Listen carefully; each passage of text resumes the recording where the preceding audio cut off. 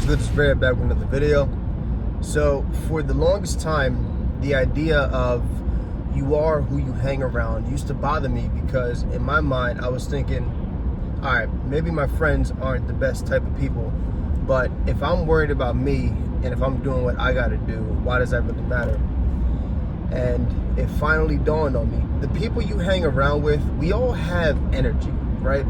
So the more of a certain energy you absorb, the more of that type of person you become. So if you're around a bunch of arrogant assholes all day, that's gonna seep into your personality, and then you will become an arrogant asshole.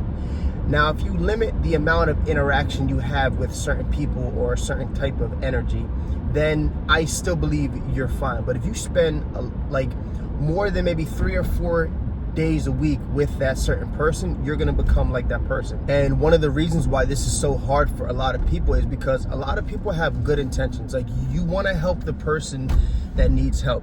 If your friend is not in the best place, but you guys grew up together, you want to be there for him. You want to give that helping hand, maybe give a little handout, get him back on his feet. But the problem with this is that if you're not in the most ideal place possible and you keep on giving out, you're never going to get to wherever you want to go to or where you want to be at. Therefore, the only remedy for this is to simply let them go or to let them fall, because a lot of people, believe it or not, they actually don't want to change. They know they're doing bad in life. They know they're down, but at least they know where they're at. But if somebody is down and they know that they have to go up, they don't know how they're going to do that. So that not knowing how is unstable. So in a really weird way, they would actually prefer to stay down because that's what they know, that's what feels comfortable, as opposed to fighting for something greater.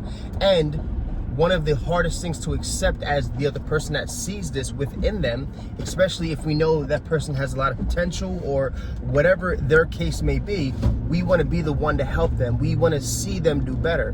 But that's a selfish act on our part, because that's what we want to see. And that's really hard for a lot of people to accept, because in your mind, oh, I'm helping somebody else, I'm doing something for them. But what's the true cause of why you're doing it? You're doing it because you specifically, and that's the key word, you want to see them better. But if they don't want to see themselves in a better environment, that's on them. And it's unfortunate because, as I stated before, we want them to do well, but they just can't see it. So then we get more emotionally involved, and then we ultimately get more emotionally hurt. The moment that you will be truly free in this life is when you reach a point where you love somebody, but you will not adopt their problems. That is the real freedom in life. And until you adopt that mindset, you will always be burdened by something, because everybody will always have something going on. Now, I'm not saying be cold or be selfish or be only worried about your own problems. You can help other people. That's not a problem. It becomes a problem when it consumes your life, when that's all you're trying to worry about, or when you try to save the entire world. That will never be possible until everybody can reach a collective decision to want to do better. For the time being, though, if you want to help somebody that's in your immediate circle, that's perfectly fine. But never be food for a parasite, because parasites live off of you. All right, so if you like the video, comment, subscribe. Let's talk about it.